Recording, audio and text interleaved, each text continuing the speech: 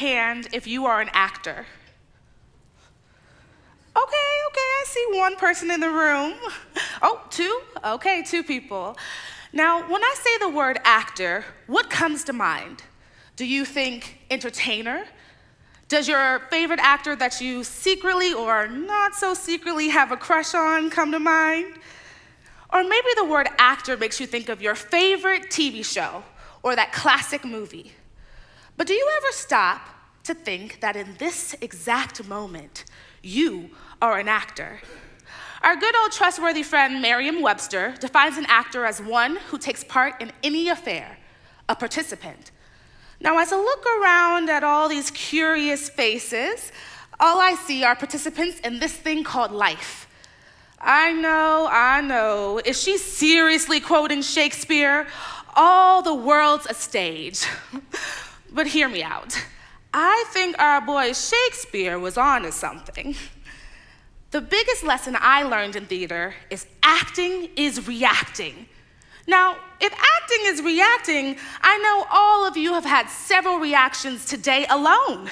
Thus, voila, I now dub you all actors.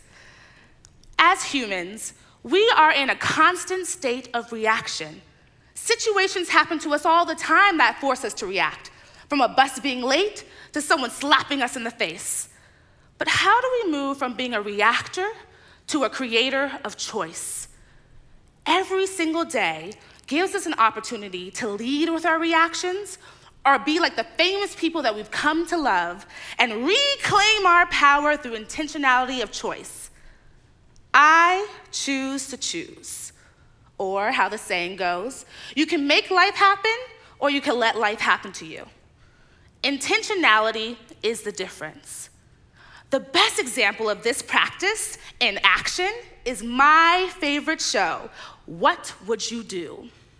A show that takes regular people, puts them in a fishbowl with a moral dilemma, and the audience has to watch to see if they will simply be reactors or people who choose to act with purpose. My favorite part is watching the internal conflict of the observers of this experiment. You can tell in their body language that there's a recognition that something is happening that isn't right. But yet, in every episode, only a handful move from that state of agitation to purposeful action. So many people get acclimated to this state of agitation, so much so that it becomes normal and comfortable. It's much easier to succumb to than analyzing each and every situation and making a decision based on circumstances. Because you never know what the outcome will be. But to me, that unknown is where you make life happen. Okay, so now that we understand that the key to being a successful actor is acting with intention, how do we do that? Well, not to worry. I'm here to share with you 4 steps of acting with intentionality so that you can be one step closer to making an acceptance speech or making the most of your day. Step 1, get to know the character. This could mean you, or if the situation means someone else, it can mean them. Who is this character? What do they want? How do they feel? Step 2, take in the setting. Where are you? And how does your environment impact your situation? Step 3, set your goal. What do you want to make happen? Step 4, choose a tactic to achieve your goal. How do you get what you want? These 4 steps help me navigate the stage and life. So let's talk about what it looks like in action. In the first week of my first job right out of college, with a desk that had my name on it and matching business cards that made me feel like the real deal. My white coworker, Margaret, tells me she loves my hair and then proceeds to touch it. Now, for the white people in the room who don't understand the historical or racial context on why that is not okay, let me take a second and school you right quick. A short century and a half ago, Black people were bought and sold as slaves. Our bodies were inspected and touched to see if we were worth the purchase. So when white people touch our hair or any other part of our body without our explicit permission, it often makes us feel like our space, and most importantly, our bodies are not respected. Like we are the possessions of owners that we were once made to be. Okay, so let me go back. I'm sitting at my shiny new desk with my shiny business cards when my white coworker extends her hand to touch my freshly done hair. In that moment, I was transported to a stage where a spotlight shined on my face, and I was forced to have a soliloquy. To lose my job or not lose my job? That is the question. Now, in that moment, I remembered my 4 steps of acting with intentionality. Step 1, get to know the character. Well, Margaret seems like a decent person. She's gone out of her way to be nice. I think she just wants to get to know me. Step 2, take in the setting. Well, I'm at work, and I need this paycheck to pay for rent, so want to make sure that my reaction is conducive to making that happen.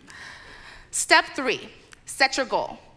I want to build community with Margaret, but I also want to make sure that she never touches my hair without my permission till her dying day. Step 4, choose a tactic to achieve your goal. Okay, well, after reviewing steps 1 through 3, I think my best bet is a sandwich technique. Affirm her compliment while setting clear boundaries around my personal space, and then ending on a positive note. Now, in real life, I went through these steps in 5 to 10 seconds, and it resulted in me saying to Margaret, "Thank you for your compliment, Margaret. I work hard on my hair, and I actually don't like when people touch my hair, but thank you for the appreciation." Because I chose to act with intentionality, I was able to reclaim my power and not be a victim of circumstance. Margaret and I became great friends, and she never touched my hair again. And man, it feels good to get what you want. But sometimes, it isn't that easy.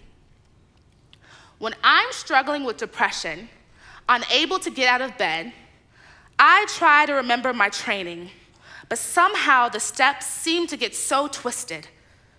Step 1, get to know the character. I am a disappointment. I will never be what everybody wants me to be. I want to disappear. Step 2, take in the setting. I'm alone. Step 3, set your goal. To get out of bed. Step 4, choose a tactic to achieve your goal. Roll over.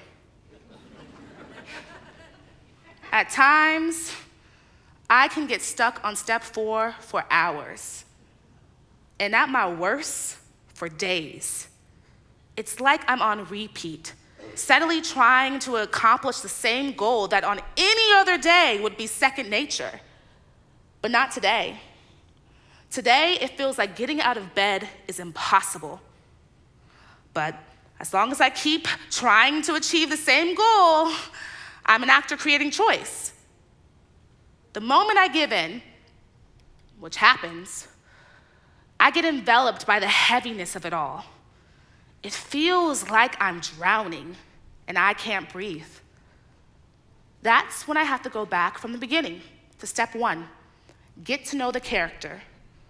But I have to ask different questions to get me answers that will ground me in the here and the now.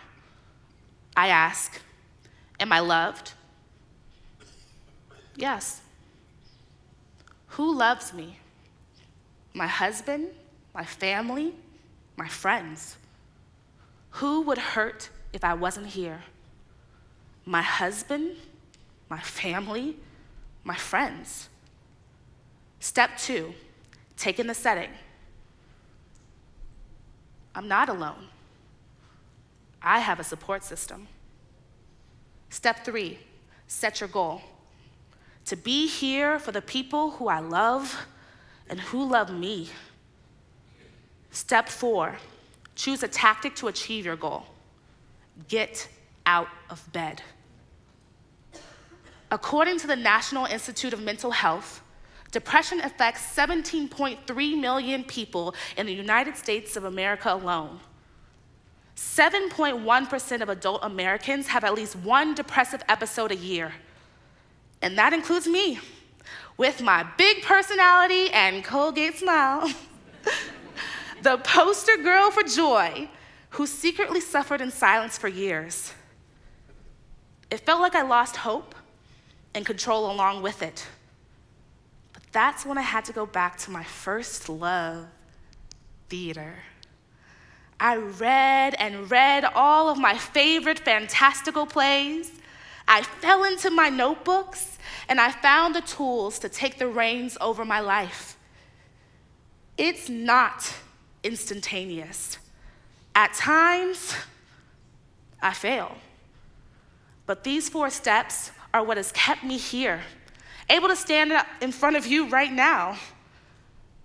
Theater saved my life. It can save yours if you let it. Lean into being the lead actor of your very own play. Act with intentionality.